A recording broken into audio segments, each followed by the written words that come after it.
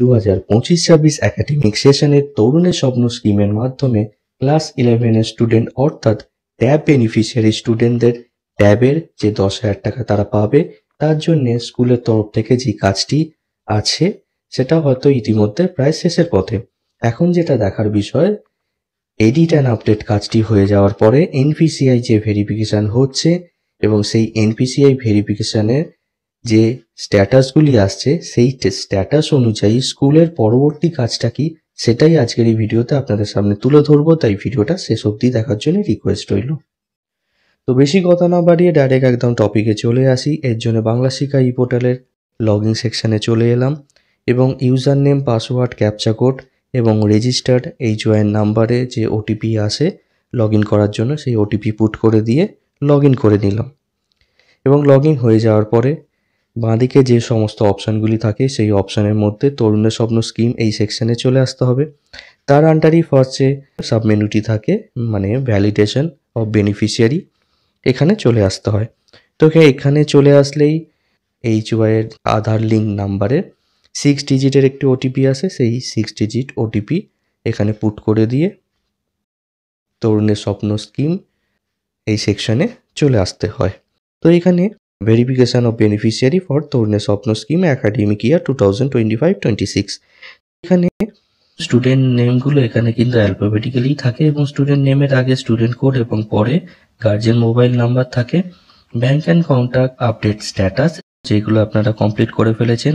যে স্কুলে আমি লগ ইন করে আছি এটা সম্পূর্ণ কমপ্লিট হয়ে গেছে, তাই এখানে সবকটাই আপলোডেড দেখাচ্ছে। যেগুলো আপনারা ইতিমধ্যে এখনও বাকি আছে সেগুলো একটা পেন্ডিং থাকবে এবং সেটা দ্রুততার সহকারে শেষ করে ফেলার চেষ্টা করবেন।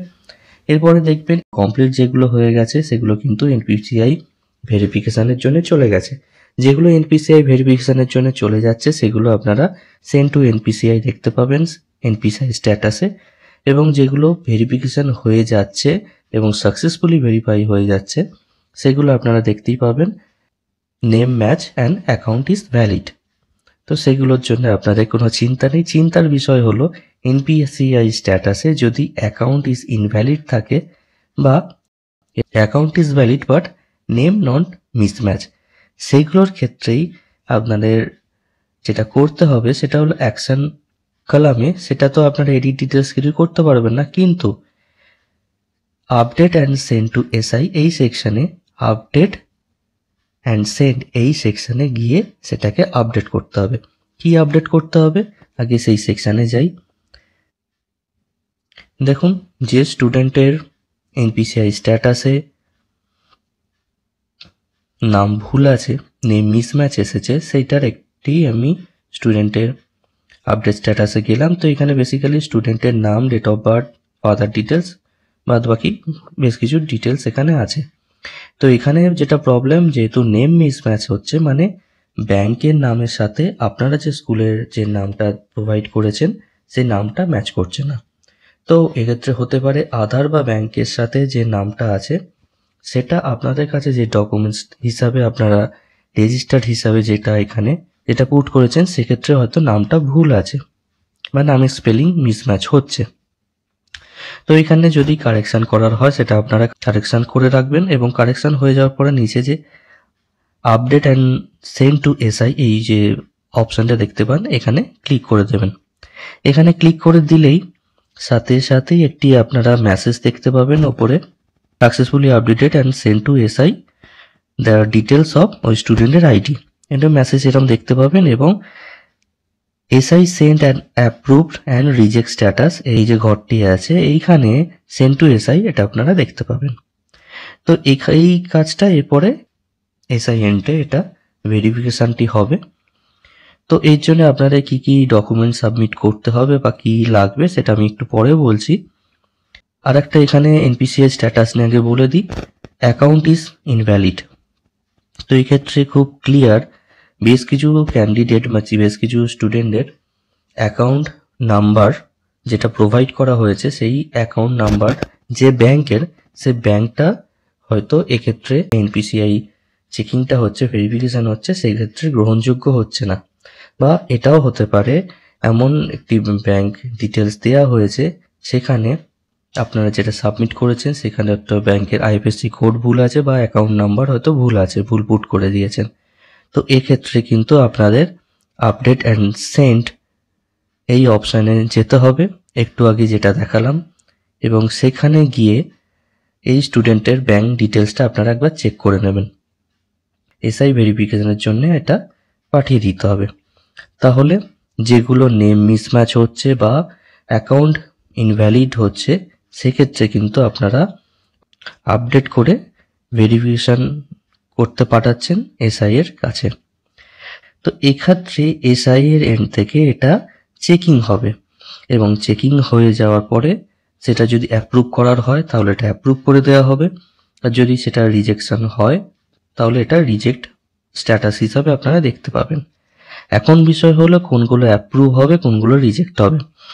এর জন্য আপনাদের কি কি ডকুমেন্ট সাবমিট করতে হবে, মানে বেসিক্যালি আপডেট করার পরে যা যা চেঞ্জ হলো সেটা সাথে তার প্রপার ডিটেলসগুলো, যদি আপনারা ব্যাংক আপডেট করে থাকেন তাহলে ব্যাংকের পাসবুক, যদি নাম আপডেট করে থাকেন তাহলে নামের অথেন্টিক কিছু প্রুফ সেক্ষেত্রে আপনারা সাবমিট করবেন অ্যাজ আ হার্ড কপি এবং সেটা এসআইএনডে আপনারা সাবমিট করবেন এবং সেই হিসাবে এসআইএন থেকে এটা ভেরিফিকেশনের কাজটি হবে। তো যাই হোক, অ্যাপ্রুভ হয়ে যাওয়ার পরে অটোমেটিক্যালি এটা আবার চেকিংয়ের জন্য যাবে এবং তারপরে সেটা যদি ঠিকঠাক হয়ে যায় তাহলে অবভিয়াসলি নেম ম্যাচ করে যাবে বা অ্যাকাউন্ট ম্যাচ করে যাবে, সেটাই আপনারা স্ট্যাটাসে দেখতে পাবেন। তো এক্ষেত্রে আর একটা জিনিস বলি, এখানে যে জেনারেট পিডিএফ অপশানটি আছে এটা আপনারা কখন ব্যবহার করবেন। আপনারা যখনই আপনাদের এন্ড থেকে আপডেট করা কমপ্লিট করে ফেলছেন তারপরে আপনারা জেনারেট পিডিএফ অপশানটির মাধ্যমে সমস্ত স্টুডেন্টের details at a glance generate করতে পারেন। এই জেনারেট পিডিএফ এই অপশানটায় গেলে সমস্ত স্টুডেন্টের এখানে লিস্ট আপনারা দেখতে পাবেন যেগুলো আপনারা আপডেট করেছেন এবং এখানে সিলেক্ট অল যে এখানে চেকবক্সটি আছে এখানে সিলেক্ট অল চেকবক্সে ক্লিক করে দিয়ে সমস্ত স্টুডেন্টের নাম account details at a glance PDF generate করে নিতে পারবেন। এই যে পিডিএফটা জেনারেট হলো এখানে বেসিক্যালি কি থাকছে, এখানে বেসিক্যালি প্রথমেই থাকছে স্কুলের নামের সাথে ডাইস কোড এবং কবে জেনারেট হয়েছে ডেট অ্যান্ড টাইম এবং সাথে আইপি অ্যাড্রেস এবং সমস্ত স্টুডেন্টের এখানে নাম থাকছে এবং নামের সাথে অ্যাকাউন্ট ডিটেলস কন্ট্যাক্ট নাম্বার সেগুলোও থাকছে এবং এগুলো ঠিকঠাক করে আছে কিনা সেটা চেক করে নিয়ে তাদের কাছ থেকে আগে সাইন করিয়ে নেবেন যেখানে সাইন করার জায়গা আছে এবং সবার শেষে ডিক্লারেশন থাকছে এবং সেখানে এইচএম এর ডিক্লারেশন হিসাবে এখানে এইচএম এর সিগনেচার করে রাখতে হবে। অবভিয়াসলি এটা হার্ড কপি হিসাবে আপনাদের কাছে একটা জেনুইন ডকুমেন্টস হিসাবে রাখবেন এবং এটা স্টুডেন্টদের কাছ থেকে চেক করিয়ে নিয়ে তাদের কাছ থেকে এটা সাইন করে নেবেন। এবার এখানে একটি ভ্যালিড ইস্যু তুলে ধরি যেখানে এনপিসিআই স্ট্যাটাসের ব্যাংক মিসম্যাচ আসছে এবং আপনারা দেখতেই পাচ্ছেন এই ক্যান্ডিডেটটা স্টুডেন্টের ব্যাংক ডিটেলসটা সঠিক নয় বা এখানে আপনারা দেখতেই পাচ্ছেন যে এই স্টুডেন্টের ব্যাংকের যে নাম আছে আর এখানে আপনাদের কাছে যে নাম আছে সেটার ক্ষেত্রে নামের ভুল ব্যাংকের তরফ থেকেই করা আছে বা হয়তো আধারে ভুল আছে, তো আপনারা কিছু চেঞ্জ করতে পারবেন না। তো এই ক্ষেত্রে আপনাদের কি করণীয়, আপনারা সেই ক্যান্ডিডেটকে আবার বলুন, সেক্ষেত্রে ক্যান্ডিডেট বা স্টুডেন্ট যত তাড়াতাড়ি সম্ভব যদি অ্যাকাউন্ট ঠিকঠাক করে নিতে পারে বা নতুন একটি ব্যাংক যদি অ্যাকাউন্ট খুলে নেওয়া সম্ভব হয় সেটাই গ্রহণযোগ্য হবে, কিন্তু সেটা যদি পসিবল না হয় তাহলে কিন্তু একটু সমস্যা আসবে।